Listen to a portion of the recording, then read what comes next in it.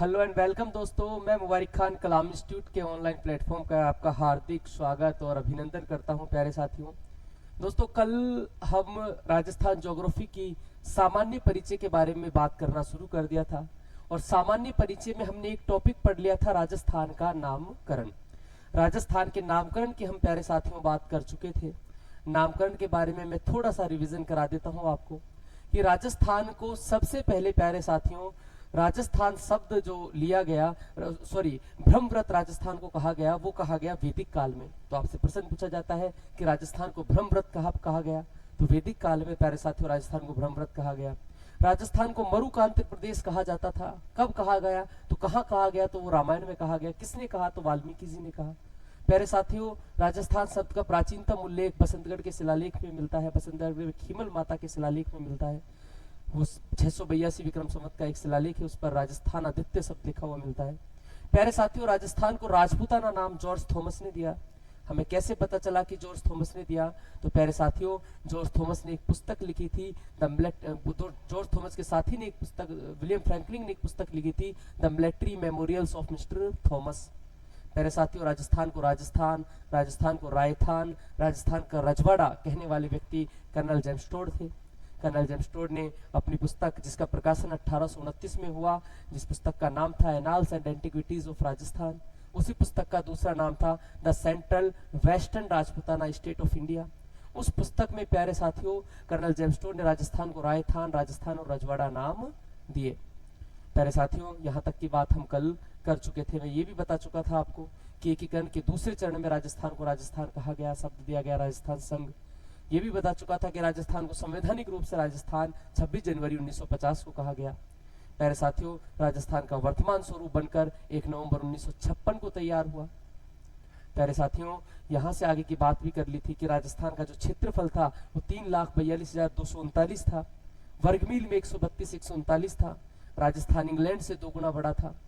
राजस्थान का अपने बात कर चुके थे, लगभग जापान से 2.5 गुना बड़ा था, नेपाल से 2.5 गुना बड़ा था, चेकोस्लोवाकिया से लगभग 3 गुना बड़ा था, इजराइल से 17 गुना बड़ा था, श्रीलंका से 5 गुना बड़ा था, Norway, Germany, Italy, Congo, Finland, इन सब के राजस्थान का क्षेत्रफल लगभग बराबर था।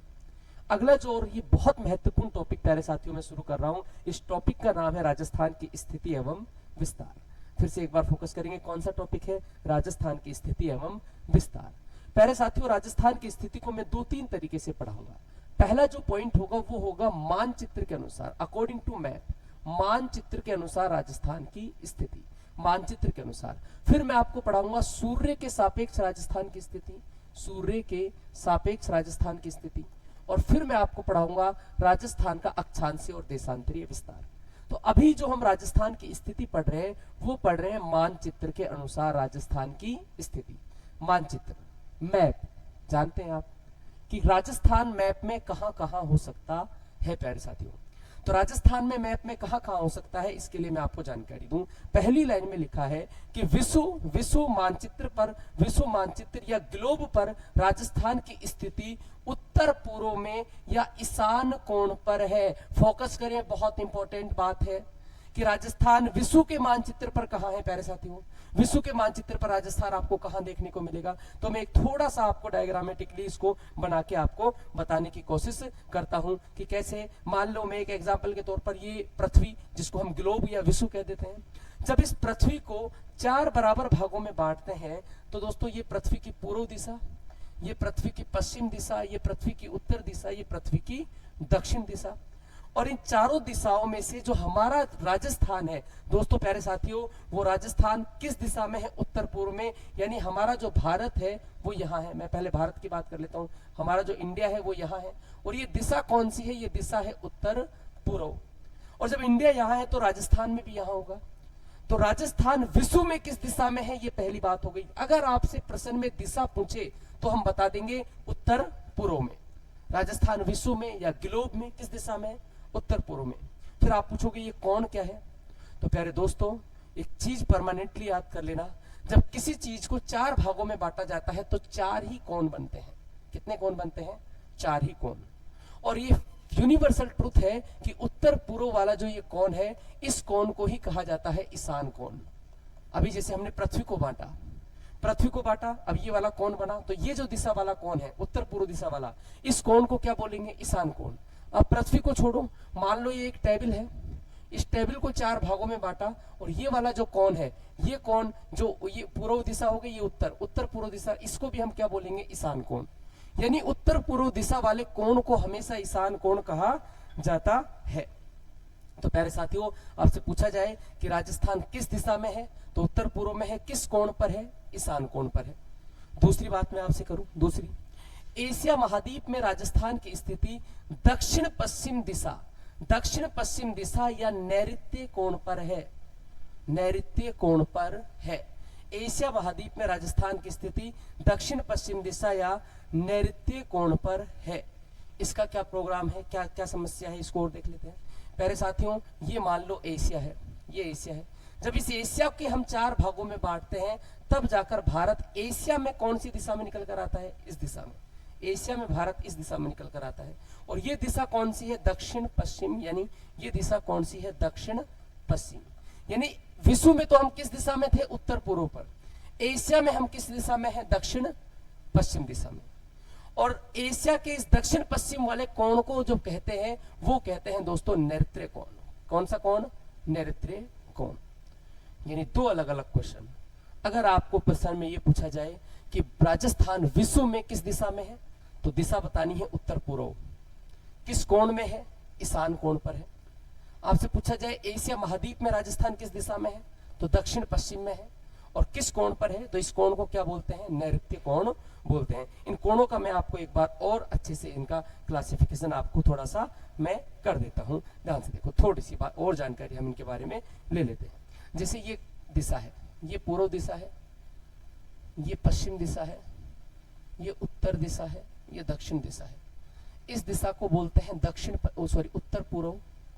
उत्तर पूर्व। इस दिशा को बोलेंगे दक्षिण पश्चिम। इस दिशा को बोलेंगे दक्षिण पूर्व। और इस दिशा को बोलेंगे उत्तर पश्चिम। ये जो वाला कोण है, इस कोण को ही बोलते हैं प्यारे साथियों, कौन सा कोण? इसी कोण को बोलते हैं ईशान कोण। कौन सा कोण? ईशान कोण। ये दक्षिण पश्चिम दिशा वाला जो कोण है, इसी कोण को बोलते हैं प्यारे साथियों नैऋत्य कोण। कौन सा कोण? नैऋत्य कोण। और इस कोण को दोस्तों बोलते हैं वायव्य कोण। कौन सा कोण? वायव्य कोण। और इस कोण को बोलते हैं कौन सा कोण? आग्नेय कोण। आग्नेय कोण। ये 4 कोण होते हैं। फिर हमने पहली बात देखी कि भारत विश्व में कहाँ है।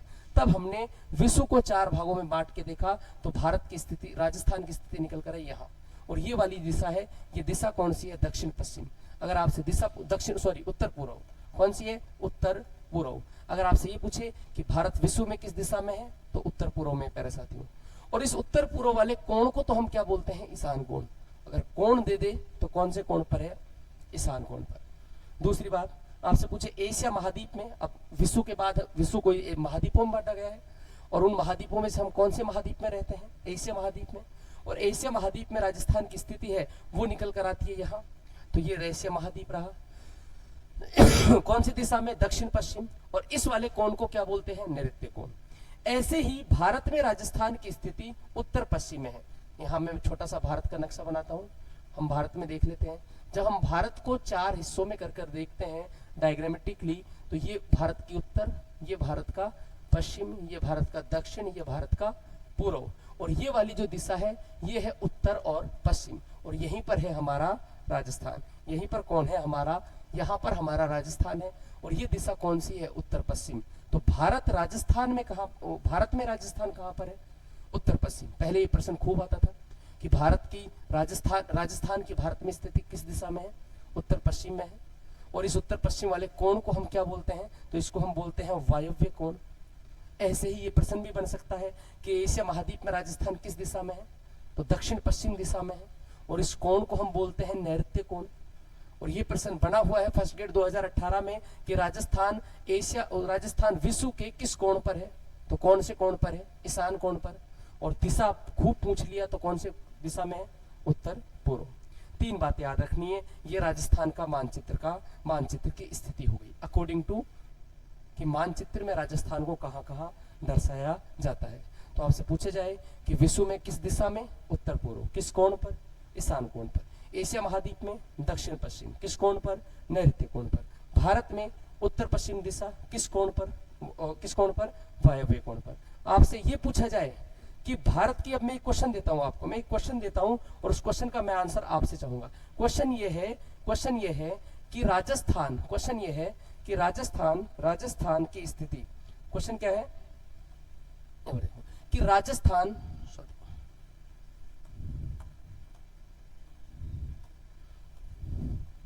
क्वेश्चन ये है कि निम्न में से राजस्थान स्थित नहीं है, निम्न में से राजस्थान स्थित नहीं है। और अब मेरे ऑप्शन ये हैं, जो मैं ऑप्शन दे रहा हूं वो ऑप्शन ये है। नंबर 1 जो ऑप्शन है वो है ईशान कोण पर। नंबर 2 जो ऑप्शन है वो है नृत्य कोण पर। नंबर 3 जो ऑप्शन है वो ऑप्शन ये है वायव्य कोण पर। और नंबर 4 ऑप्शन है वो है आग्नेय कोण पर, क्योंकि कोण 4 होते हैं, आग्नेय कोण पर। तो आपको मैंने कहा निम्न में से राजस्थान स्थित नहीं है, या राजस्थान की स्थिति नहीं है। तो हमको पता है ईशान कोण पर तो राजस्थान है, और ईशान कोण पर राजस्थान की स्थिति है। कहाँ है ईशान कोण पर राजस्थान की स्थिति? तो हम देख चुके हैं विश्व में है। विश्व में राजस्थान की स्थिति किस कोण पर है? ईशान कोण पर। हम देख चुके हैं एशिया महाद्वीप में राजस्थान की स्थिति किस कोण पर है? तो हम देख चुके हैं नृत्य कोण पर है। आपसे पूछा जाए भारत में राजस्थान की स्थिति किस कोण पर है? तो हम देख चुके हैं वायव्य कोण पर है। और आपसे पूछा जाए कि आग्नेय कोण पर, जी हाँ, आग्नेय कोण पर हमने देखा था कहीं भी राजस्थान की स्थिति नहीं है। हमने आग्नेय कोण पर देखा था, ये आग्नेय कोण था, हमने आग्नेय कोण पर देख चुके थे कि राजस्थान की स्थिति कहीं भी नहीं है। तो दोस्तों ये राजस्थान की स्थिति के बारे में कुछ क्वेश्चन हो गए। दिशा पूछे तो दिशा बता देना, कोण पर 3 ही जगह, 3 ही मैप बनते हैं राजस्थान के, वर्ल्ड, एशिया और इंडिया। या तो राजस्थान वर्ल्ड में होगा, या एशिया महाद्वीप में होगा, या फिर इंडिया में होगा। नेक्स्ट पॉइंट मैं आपको सामने लेकर चलता हूं। अगली स्थिति है मेरे साथियों, वो है राजस्थान की सूर्य के सापेक्ष स्थिति। किसके सापेक्ष? सूर्य के सापेक्ष राजस्थान की स्थिति। इसके लिए प्यारे साथियों एक चीज को आप थोड़ा सा समझ लें। जैसा कि हम सभी जानते हैं कि हमारी जो पृथ्वी है वो 23.5 डिग्री अपने अक्ष पर झुकी हुई है। किस पर? अक्ष पर। अक्ष क्या है? ये वर्ल्ड ज्योग्राफी का पार्ट मैं बताता हूँ। मैं और साधारण भाषा में बात कर लेता हूँ। कभी स्कूल में गए हैं और प्रिंसिपल के ऑफिस में जाना हुआ हो तो वहां एक बॉल रखी होती है जिसको हम ग्लोब कहते हैं। क्या वो ग्लोब हमेशा सीधा होता है? सॉरी, वो हमेशा थोड़ा सा झुका हुआ होता है। क्यों झुका हुआ होता है? क्योंकि हमारी पृथ्वी अपने अक्ष पर झुकी हुई होती है। मैं बताता हूँ, ये हमारी पृथ्वी है, ये ग्लोब है, ये अपने अक्ष पर 23.5 डिग्री झुक रहा है, 23.5 डिग्री। और दोस्तों आपने ये भी सुना है कि पृथ्वी घूमती है पश्चिम से पूर्व की ओर। हमको ऐसा लगता है कि सूर्य सुबह निकल रहा है, शाम को ड्यूटी खत्म करके वापस जा रहा है। सूर्य तो कभी चला ही नहीं। घूमती कौन है? पृथ्वी घूमती है और फिर सूर्य की किरणें पड़ती है। अगर दोस्तों हमारी पृथ्वी झुकी ना रहती, बिल्कुल सीधी रहती, तो पूरे जीवन भर पृथ्वी पर सूर्य की किरणें सीधी पड़ती, बीच में, पूरे जीवन भर बीच में पड़ती। चूंकि हमारी पृथ्वी घूमी झुकी हुई है, इसलिए सूर्य की किरणें 23.5 डिग्री उत्तर और 23.5 डिग्री दक्षिण में जाती रहती है। चलो और आसान भाषा में मैं इसको कर देता हूँ। और आसान भाषा में कैसे कर देता हूँ? मानो पृथ्वी चलती है, सूर्य चलता है, सूर्य आता है, ऐसा कर लेते हैं। ये जो अक्षांश है, इस अक्षांश का नाम है 0 डिग्री, जिसको हम क्या बोलते हैं? भूमध्य रेखा। अक्षांशों में और अच्छे से समझा दूंगा। एक उत्तरी गोलार्ध में एक अक्षांश जाता है 23.5 डिग्री, जिसको हम बोलते हैं कर्क रेखा, और एक दक्षिणी अक्षांश में जाता है जिसको हम बोलते हैं मकर रेखा। इतना सा सीख लो कि पृथ्वी 23.5 डिग्री झुकी होने के कारण सूर्य की किरणें ना तो 23.5 डिग्री अक्षांश से कर्क रेखा से ऊपर जाती, ना दक्षिण मकर रेखा से नीचे जाती, यहीं तक जाती है। पूरे साल सूर्य इन्हीं तीनों रेखाओं के बीच में चलता रहता है। सूर्य चलता है, आप तो ऐसा मानो, और आसान हो जाएगा थोड़ा सा समझना। अब मैं आपको यहां से आगे समझाता हूं। 21 मार्च को आपको पता है कि सूर्य सीधा चमकता है कौन सी रेखा पर? भूमध्य रेखा पर। 21 मार्च के बाद सूर्य का उत्तरायण होना शुरू हो जाता है, यानी सूर्य की किरणें उत्तर की ओर बढ़ना शुरू हो जाती है, क्योंकि पृथ्वी घूमती रहती है। होती है मार्च के बाद अप्रैल, मई, जून, 3 महीने चलता है, अप्रैल, मई, जून। और 21 जून को सूर्य कहां पहुंच जाता है? कर्क रेखा पर। मैंने कहा ऊपर तो जाएंगे नहीं, इन्हीं तीनों रेखाओं के बीच में तो वापस आएगा। जून के बाद जुलाई, अगस्त, सितंबर, और 23 सितंबर को फिर सूर्य भूमध्य रेखा पर। साल में 2 बार सूर्य सीधा भूमध्य रेखा पर चमकता है। फिर दक्षिणायन होना शुरू होगा सूर्य का सितंबर के बाद अक्टूबर, नवंबर और दिसंबर। 22 दिसंबर को सूर्य फिर सीधा चमकेगा मकर रेखा पर। उसके बाद जनवरी, फरवरी और मार्च, ये क्रम चलता रहता है पूरी साल। सूर्य 21 मार्च को भूमध्य रेखा पर, 21 जून को कर्क रेखा पर, 22 दिसंबर को मकर रेखा पर, ऐसे चमकता रहता है। अब दोस्तों, सूर्य का कर्क रेखा पर चमकना क्या कहलाता है? कर्क संक्रांति कहलाता है। अब मैं क्यों बता रहा हूं इस बात को, थोड़ा सा यहां पर अब मैं छोटा सा आपका इसकी थोड़ी सी आपकी ध्यान यहां पर चाहूंगा। दोस्तों, हमारा जो राजस्थान है वो इन तीनों रेखाओं में से कौन सी रेखा पर है? कर्क रेखा पर। ये बात सभी जानते हैं, आगे हम इसकी चर्चा भी करेंगे। राजस्थान कर्क रेखा पर है और कर्क रेखा पर सूर्य की किरणें सीधी पड़ती हैं 21 जून को। तो क्या इफेक्ट पड़ता है इसका? तो सुनो मेरी बात। मैंने यहां हेडिंग डाली है कर्क संक्रांति। कब होती है कर्क संक्रांति? 21 जून को। क्या होती है कर्क संक्रांति? सूर्य का कर्क रेखा पर सीधा चमकना, जो कब चमकता है? 21 जून को। यही कर्क संक्रांति कहलाती है। सूर्य का कर्क रेखा पर सीधा चमकना ही प्यारे साथियों क्या कहलाता है? कर्क संक्रांति कहलाता है। और कर्क संक्रांति प्यारे दोस्तों कब होता है? 21 जून को। तो कर्क संक्रांति कब होगी? 21 जून को। हम क्यों पढ़ रहे हैं इसको? पूरी दुनिया में बहुत सारे प्रभाव पड़ते हैं, लेकिन हम राजस्थान के संदर्भ में क्या प्रभाव पड़ते हैं? तो एक लाइन है, सूर्य का कर्क रेखा पर सीधा चमकना कर्क संक्रांति कहलाती है। इस दिन राजस्थान में सबसे छोटी रात तथा सबसे बड़ा दिन होगा। प्रश्न आता है, राजस्थान में सबसे बड़ा दिन कब होता है और सबसे छोटी रात कब होती है? तो दोस्तों प्यारे साथियों, राजस्थान में सबसे बड़ा दिन होता है 21 जून को। क्यों होता है? क्योंकि राजस्थान कर्क रेखा पर है और कर्क रेखा पर सूर्य सीधा 21 जून को चमकता है। सुबह अर्ली मॉर्निंग सूर्य की किरणें आ जाती हैं, लेट नाइट जाती हैं। और जब दिन बड़ा होगा तो ऑब्वियसली रात छोटी होगी। तो राजस्थान का सबसे बड़ा दिन कब होगा? तो 21 जून। या तो ऑप्शन में डेट मिल जाए तो 21 जून, या आपको मिलेगी कर्क संक्रांति। तो राजस्थान में सबसे बड़ा दिन कब होगा? तो 21 जून को होगा, या फिर कब होगा? कर्क संक्रांति को होगा। दूसरी बात और क्या है?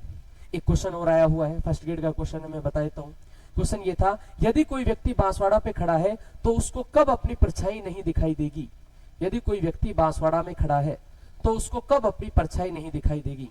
दोस्तों मैं आपको बता दूं इससे पहले कि कर्क रेखा जो जाती है राजस्थान के बांसवाड़ा जिले से मध्य से जाती है, बांसवाड़ा जिले से जाती है।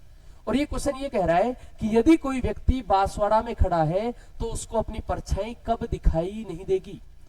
तो तब दिखाई नहीं देगी जब परछाई सीधा सूर्य उसके ऊपर पड़ेगा। और सीधा सूर्य तो कब पड़ता है? 21 जून को। तो आंसर है संक्रांति को। कौन सी संक्रांति? इसका लिखा हुआ नहीं है तो मैं लिख देता हूं कर्क संक्रांति।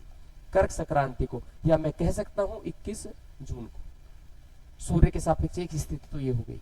तो आपसे पूछा जाए कर्क संक्रांति कब होती है? 21 जून को होती है। क्या है कर्क संक्रांति? सूर्य का कर्क रेखा पर सीधा चमकना कर्क संक्रांति कहलाती है।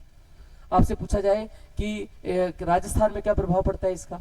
तो प्यारे साथियों, राजस्थान में कर्क संक्रांति के दिन सबसे बड़ा दिन होता है, सबसे छोटी रात होती है। और बातें आगे की हम कर लेते हैं। और क्या पॉइंट है? आगे है मकर संक्रांति। कौन सा है? मकर संक्रांति। मकर संक्रांति क्या है इसकी भी मैं थोड़ी सी आपसे जानकारी ले लेता हूं। मकर संक्रांति के बारे में ध्यान से सुनो थोड़ा सा।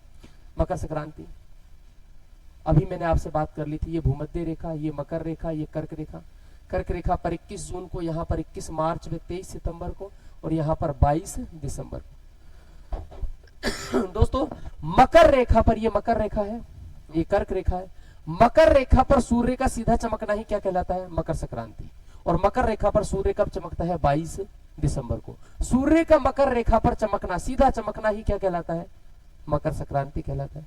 हमें कोई लेना देना नहीं है इससे, हमें लेना देना है कि इससे राजस्थान में क्या प्रभाव पड़ता है। तो इस दिन राजस्थान में सबसे छोटा दिन तथा सबसे लंबी रात होगी।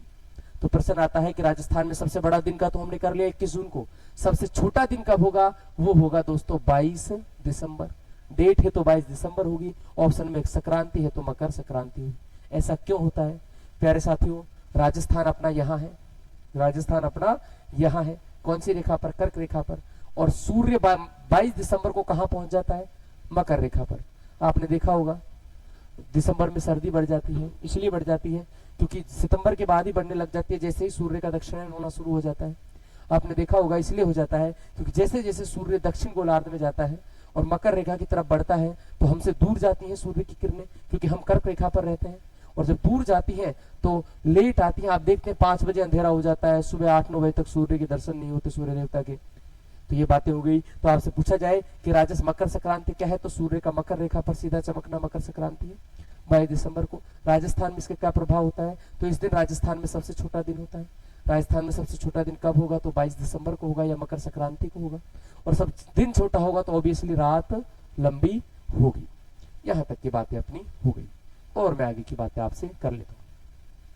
अब बात आ जाती है कर्क रेखा की प्यारे साथियों, कि कर्क रेखा हमारे राजस्थान से जाती है अक्षांश है। कर्क रेखा एक्चुअली है क्या, तो एक अक्षांश है। आगे मैं आपको अक्षांश भी पढ़ाऊंगा। 23.5 डिग्री कर्क रेखा है क्या, तो कर्क रेखा एक अक्षांश है। कौन सा अक्षांश है प्यारे साथियों, तो 23.5 डिग्री उत्तरी अक्षांश है कर्क रेखा। 23.5 डिग्री उत्तरी अक्षांश को क्या बोलते हैं, कर्क रेखा। आगे मैं अक्षांशों की आपसे बात करूंगा, आगे अक्षांश देशांतर विस्तार में आपसे आगे बात करूंगा। उत्तरी अक्षांश है। अक्षांश तो 181 है पृथ्वी पर, फिर हम कर्क रेखा को ही क्यों पढ़ रहे हैं। तो प्यारे साथियों मैंने आपसे बता दिया कि हमारे राजस्थान से कौन सा अक्षांश जाता है, उन तीनों अक्षांशों में से कर्क रेखा। इसलिए कर्क रेखा की जानकारी कर लेते हैं। क्या जानकारी है, राजस्थान का अधिकांश भाग कर्क रेखा के उत्तर में है। तो मैं थोड़ा सा आपको यहाँ से आगे बता दूं, राजस्थान का अधिकांश भाग कर्क रेखा के उत्तर में है। थोड़ा सा मैं आपको यहाँ से बता देता हूँ, ध्यान से सुनिए। थोड़ा सा मैं यहाँ राजस्थान का नक्शा बना लेता हूँ। छोटा सा मैं आपको नक्शा दिखाई देता हूँ थोड़ा सा, इसमें मैं थोड़ा सा और टाइम लूंगा। थोड़ा सा पैसेंस बना के रखें प्यारे साथियों। ये राजस्थान का नक्शा है, ये राजस्थान का नक्शा है, ये राजस्थान का प्यारे साथियों नक्शा है। इसको थोड़ा सा मैं बड़ा कर लेता हूँ, ये नक्शा है। और कर्क रेखा जो हमारे यहाँ से जाती है, कर्क रेखा प्यारे साथियों यहाँ से जाती है। कहाँ से जाती है कर्क रेखा, तो कर्क रेखा यहाँ से जाती है डूंगरपुर को छूती हुई और बांसवाड़ा को मध्य से विभाजित करती हुई, यहाँ से कर्क रेखा जाती है। तो राजस्थान से कर्क रेखा यहाँ से जा रही है और राजस्थान का ज्यादातर भाग कर्क रेखा के उत्तर में है, दक्षिण में बिल्कुल कहाँ है, उत्तर में। यही लिख रहा था इस पहली लाइन में, यही लिख रहा था इस पहली लाइन में कि राजस्थान का अधिकांश भाग कर्क रेखा के उत्तर में स्थित है। कर्क रेखा की लंबाई राजस्थान में 26 किलोमीटर है। कहाँ है, कितनी है भाई, 26 किलोमीटर राजस्थान में कर्क रेखा की लंबाई प्यारे साथियों है। तो फिर एक बार से ध्यान से देख लो कि राजस्थान से कहां से कर्क रेखा जाती है, तो 2 जिलों से जाती है, डूंगरपुर और बांसवाड़ा के मध्य से डूंगरपुर को छूती हुई इस कर्क रेखा के उत्तर में अधिकांश राजस्थान है। दक्षिण में तो बिल्कुल थोड़ा सा, मात्र लगभग 1% राजस्थान दक्षिण में है, 99% राजस्थान कहाँ है, उत्तर में है। और दोस्तों इस कर्क रेखा की राजस्थान में लंबाई कितनी है, तो 26 किलोमीटर इसकी लंबाई है। कहीं किताबों में कई जगह 27 किलोमीटर भी लिखा मिला है, माध्यमिक शिक्षा बोर्ड किताबों में 26 किलोमीटर लिखा हुआ मिलता है, इसलिए हम इसी को ऑथेंटिक मानेंगे। तो कर्क रेखा की लंबाई कितनी है, 26 किलोमीटर है। सारा राजस्थान लगभग कर्क रेखा के उत्तर में स्थित है। और मैं आपसे बात कर लेता हूं कि राजस्थान में कर्क रेखा के बारे में और हमें क्या जानकारी मिलती है। प्यारे साथियों यहां से आगे की बात मैं आपसे करूं तो यहां से आगे की जानकारी जो मिलेगी, कर्क रेखा राजस्थान के 2 जिलों से गुजरती है। इस बात की मैं चर्चा कर चुका हूं। कर्क रेखा राजस्थान के डूंगरपुर से जाती है, डूंगरपुर को छूती हुई और बांसवाड़ा को मध्य से विभाजित करती हुई कर्क रेखा जाती है। कर्क रेखा बांसवाड़ा जिले के मध्य से कुशलगढ़ तहसील के से होकर गुजरती है तथा डूंगरपुर जिले की दक्षिणी सीमा चीखली गांव के पास से होकर गुजरती है। यानी डूंगरपुर के जिस गांव को कर्क रेखा छूती है उस गांव का नाम है चीखली। कौन सा गांव, चीखली गांव। और जिस तहसील को मध्य से विभाजित करती है बांसवाड़ा की, उस तहसील का नाम है कुशलगढ़। और डिटेल में थोड़ी सी बात कर लेते हैं। कर्क रेखा की लंबाई राजस्थान में 26 किलोमीटर है। डूंगरपुर के चीखली गांव को छूती हुई तथा बांसवाड़ा की कुशलगढ़ तहसील को मध्य से काटती हुई कर्क रेखा यहाँ से गुजरती है। और आगे की चर्चा मैं आपसे करूं और क्या बात है कर्क रेखा के बारे में, और चल कर लेते हैं कर्क रेखा के बारे में और जानकारी ले लेते हैं। ध्यान से देखो प्यारे साथियों, यहाँ से आगे कर्क रेखा की और जानकारी क्या है। तो कर्क रेखा के सर्वाधिक नजदीक शहर, प्रश्न पूछा जाता है कर्क रेखा के सर्वाधिक नजदीक शहर कौन सा है प्यारे साथियों। कर्क रेखा के नजदीक शहर कौन सा है, कुशलगढ़। अभी मैंने आपको बताया कि कर्क रेखा कुशलगढ़ को मध्य से विभाजित करती हुई जाती है। तो कर्क रेखा के शहर पूछे तो कुशलगढ़, लेकिन आपसे यह पूछा जाए कि कर्क रेखा के सर्वाधिक निकट जिला मुख्यालय, फोकस करना थोड़ा सा, शहर कौन सा है, कुशलगढ़, और जिला मुख्यालय कौन सा है, बांसवाड़ा। अरे बांसवाड़ा के बीच से जा रही है तो सबसे नजदीक ऑब्वियसली कौन सा जिला मुख्यालय होगा, बांसवाड़ा होगा। और जब ये बात आती है कि सबसे नजदीक जिला मुख्यालय कौन सा है, बांसवाड़ा है, तो प्रश्न तो ये भी बनेगा कि सबसे दूर जिला मुख्यालय कर्क रेखा के प्यारे साथियों कौन सा है। इसके में तो कर्क रेखा से सर्वाधिक दूर जो शहर या जिला मुख्यालय है वो प्यारे साथियों कौन है, गंगानगर। गंगानगर कर्क रेखा से सर्वाधिक दूर, जिला मुख्यालय भी सर्वाधिक दूर है और शहर भी सबसे ज्यादा दूर है। तो सबसे नजदीक कर्क रेखा के शहर वो बांसवाड़ा का कुशलगढ़ शहर है। कर्क रेखा के सबसे नजदीक जिला मुख्यालय बांसवाड़ा जिले का जिला मुख्यालय है। कर्क रेखा से सर्वाधिक दूर जिला मुख्यालय गंगानगर का है। कर्क रेखा से सर्वाधिक दूर शहर भी कौन सा है, गंगानगर है। अगला क्वेश्चन, अगला मैंने कर्क संक्रांति ग्रीष्म संक्रांति ये मैंने आपको बात कर ली है। सूर्य की किरणों का सर्वाधिक सीधापन कहाँ रहता है, बांसवाड़ा। इसको थोड़ा सा और समझ ले। मैंने आपसे पूछा कि सूर्य तीन ही जगह चमकता है प्यारे साथियों। ये पृथ्वी है, ये पृथ्वी है। सूर्य की किरणें हमेशा तीन ही अक्षांशों के बीच चमकती हैं, कर्क रेखा, भूमध्य रेखा और मकर रेखा। इन तीन रेखाओं के बीच में सूर्य की किरणें हमेशा चमकती रहती है। कर्क रेखा पर चमकती है 21 जून को, और राजस्थान भी किस रेखा पर है, कर्क रेखा पर है।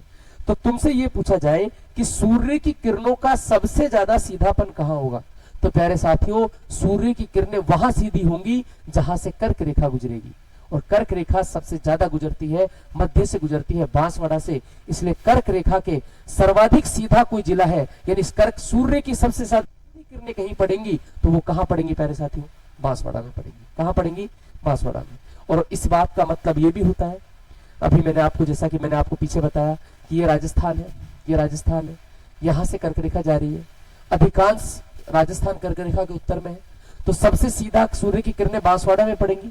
तो सबसे ज्यादा तिरछी कहां पड़ेंगी, जो जिला कर्क रेखा से सबसे ज्यादा दूर होगा, और वो जिला है प्यारे साथियों गंगानगर। कौन सा है, गंगानगर। तो कर्क रेखा से सबसे तिरछी किरणें कहां पड़ेंगी, गंगानगर से पड़ेंगी प्यारे साथियों। और आगे की बात मैं आपसे कर लेता हूं, आगे चलते हैं। लिखा हुआ है प्यारे साथियों, यहां से आगे और चर्चा कर लेते हैं थोड़ा सा। लिख रहा है कि सूर्य की किरणों का सर्वाधिक तिरछापन कहां पड़ेगा, गंगानगर में। सर्वाधिक सीधापन कहां पड़ेगा, बांसवाड़ा में। क्यों पड़ेगा एक बार फिर मैं समझा देता हूं। यहां मैं राजस्थान का छोटा सा नक्शा आपको एक बार बना के थोड़ा सा एक बार और डिस्क्राइब में इसको अच्छे से कर देता हूं। ध्यान से देखो प्यारे साथियों, यहां से कौन सी रेखा जाती है, कर्क रेखा जाती है। कौन सी रेखा जाती है प्यारे साथियों, कर्क रेखा। कर्क रेखा कहां से जा रही है, तो बांसवाड़ा से। कहां से जा रही है, बांसवाड़ा से। और सूर्य की सीधी किरणें कहां पड़ती हैं, कर्क रेखा पर पड़ती हैं, किस सूर्य को। तो राजस्थान में सबसे सीधी किरणें कहां पड़ेंगी, वहां पड़ेंगी जहां से कर्क रेखा जाती है। और कर्क रेखा कहां से जाती है, बांसवाड़ा से। इसलिए राजस्थान में सबसे सीधा सूर्य कहां चमकता है, बांसवाड़ा में चमकता है। और सबसे तिरछा, तो इसका मतलब ये हो गया जो कर्क रेखा से ज्यादा दूर होगा वहां तिरछा चमकेगा। और सबसे ज्यादा तिरछा, सबसे ज्यादा दूर जो जिला है वो जिला है दोस्तों कर्क रेखा से गंगानगर। तो राजस्थान की सबसे तिरछी किरणें कहां पड़ती हैं, गंगानगर में। वही बात यहां लिखी हुई है। राजस्थान में सूर्य की किरणों का तिरछापन का आरोही क्रम, आरोही क्रम, आरोही मतलब प्यारे साथियों आप जानते हैं आरोही क्रम का मतलब क्या होता है। आरोही क्रम कि कौन सा क्रम, बढ़ता क्रम। कौन सा क्रम, बढ़ता क्रम। तिरछेपन का बढ़ता क्रम। तिरछेपन का बढ़ता क्रम कैसे होगा, तो इसको मैं एक क्वेश्चन से आपको समझाना चाहूंगा प्यारे साथियों। एक क्वेश्चन से मैं आपको समझाना चाहूंगा कि राजस्थान में सूर्य का तिरछेपन से कैसे होगा। यहां से थोड़ा सा आप इसको फोकस एक बार करें। देखो ये राजस्थान है, यहां पर मैं नक्शा बना देता हूं राजस्थान का। थोड़ा सा मैं हाथ से नक्शा बना रहा हूं क्योंकि मैं समझाने में थोड़ी सी आसानी होगी। ये अपना राजस्थान हो गया, ये राजस्थान हो गया। यहां से प्यारे साथियों कर्क रेखा जाती है, ये जिला बांसवाड़ा है। यहां से छूती हुई जाती है, ये डूंगरपुर है। यहां एक नया जिला है, कौन सा, यहां जिला है कौन सा, प्रतापगढ़। यहां जिला है सलूम्बर। यहां जिला है उदयपुर। और यहां जिला है कौन, झालावाड़। यहां जिला है गंगानगर। यहां जिला है कौन, यहां जिला है हनुमानगढ़। हनुमानगढ़ के नीचे यहां अनूपगढ़ है। अनूपगढ़ के नीचे यहां चूरू है। और फिर यहां बीकानेर है। तिरछेपन का क्रम, सबसे तिरछी सूर्य की किरणें आरोही क्रम, सबसे सीधी कहां पड़ेंगी, बांसवाड़ा में। कहां पड़ेंगी, अब इसका मतलब ये होगा कि आपसे पूछा जाए कि तिरछेपन का क्रम क्या होगा, तो सबसे सीधेपन का क्रम या तिरछेपन का आरोही क्रम क्या होगा, तो ये होगा बांसवाड़ा। बांसवाड़ा के बाद सीधी कहां पड़ेंगे, डूंगरपुर। डूंगरपुर के तिरछी पड़ेंगे दोस्तों कहां, वो पड़ेंगी कहां, प्रतापगढ़। कहां पड़ेंगी, प्रतापगढ़। ये 3 जिले तो याद रख लेना। चौथे जिले पर याद रखना कहां पड़ती है किरणें, झालावाड़। कहां पड़ती है, झालावाड़। और ऐसे ही सबसे तिरछी कहां पड़ेंगी, तो गंगानगर। गंगानगर के बाद उससे कम तिरछी हनुमानगढ़, उससे कम तिरछी अनूपगढ़, उससे कम तिरछी चूरू और उससे कम तिरछी बीकानेर। ये तिरछेपन का क्रम हो गया। सबसे तिरछी कहां पड़ती है, तो सबसे तिरछी प्यारे साथियों पड़ती है कहां पर, गंगानगर में। और सबसे सीधी कहां पड़ती है, तो सबसे सीधी पड़ती है कहां, बांसवाड़ा में। और आगे के चलते हैं, और आगे का आपसे बात कर लेते हैं। यहां से आगे राजस्थान का अक्षांशीय और देशांतरीय विस्तार, यहां तक की बात मैंने कर ली। इस पॉइंट की मैं दोस्तों, इस बिंदु की चर्चा मैं आपसे कल करूंगा। मैं फिर बता रहा हूं आपको कि राजस्थान ज्योग्राफी को बेहतर तरीके से पढ़ने के लिए आप इस वीडियो को शेयर करें। कंप्लीट विदाउट रुके कंप्लीट क्लास चलेगी आपकी। नया अपडेटेड मैटर मैं इसमें आपको प्रोवाइड कराऊंगा। आप पटवारी, ग्राम सेवक, first grade, second grade, teacher, पशु परिचर, किसी की भी तैयारी कर रहे हैं, आरएस तक की तैयारी कर रहे हैं, ये आपके लिए इनफ है। एसआई तक के लिए आपके लिए इनफ है। कंप्लीट एनसीईआरटी बेस्ड में आपको मैटर अवेलेबल कराऊंगा। आज के लिए इतना ही। जय हिंद, जय भारत, थैंक यू।